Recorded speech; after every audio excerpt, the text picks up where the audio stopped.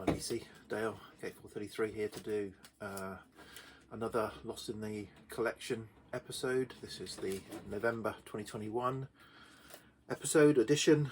So I've played five records that I've not played for 5 years or more, and yeah, two of them have been were actually I'll start with those. Two of them were inspired by one of the Jeff Calico Silver videos where he's been doing these comparisons between albums, and I thought, oh, I haven't listened to either of those albums for a while, I'll give them a spin. And what these are: Jethro Tull, so Jethro Tull's Songs from the Wood, and Heavy Horses. So he does an A-B comparison track by track, and then based on the overall numbers of track winners, whoever has the most track winners, that album wins. I couldn't do that obviously from on vinyl. I had to spin the two records, so I spun this one first and this one second. They're both kind of, I think, you know, a bit of a more sort of folky prog, away from the earlier bluesy prog, so they are kind of similar, and I think they're chronologically they follow each other. So yeah, I like both of them, and I remember liking both of them, and I remember certainly in my scoring spreadsheet, this one has the highest score, and having listened to them, I enjoyed them both. This one has still got the highest score, so this is still my favourite of the two. But yeah, two very good mid to late 70s albums. I think 77 or 78 are they, something like that.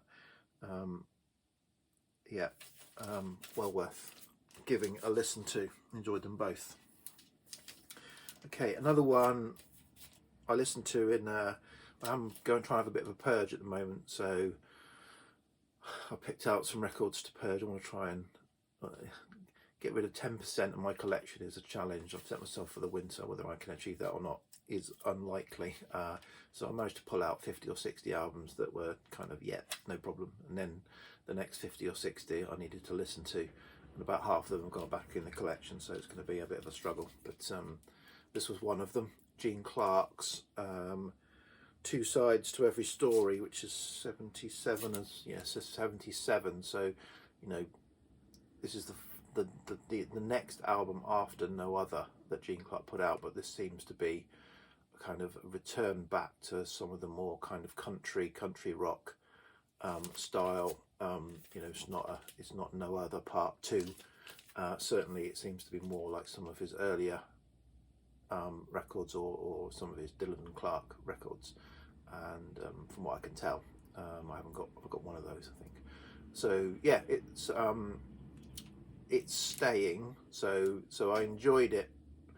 I think I bought this as the first Gene Clark album that I bought. I wasn't aware of his other kind of work like Roadmaster and No Other. I've subsequently got Roadmaster and No Other and really love those records. This is okay, but yeah, when I first got it, it didn't really land with me. Having got those other two records and knowing a bit more about Gene Clark, it's kind of improved its score.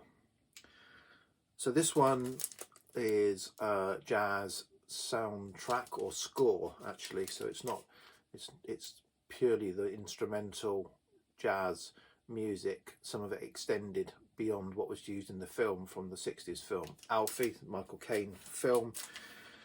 And a reason I listened to this was because I had another version of it, and I wasn't sure which one was best. So this is the one I had previously. This is a 97 press, and I got a 2016 press. I've decided to not keep the 2016 press and still keep my original one, but it was good to go back to this. Sonny Rollins, some really good, when they kind of extend the Alfie's theme, yeah, really great jazz track, 60s cinematic jazz album.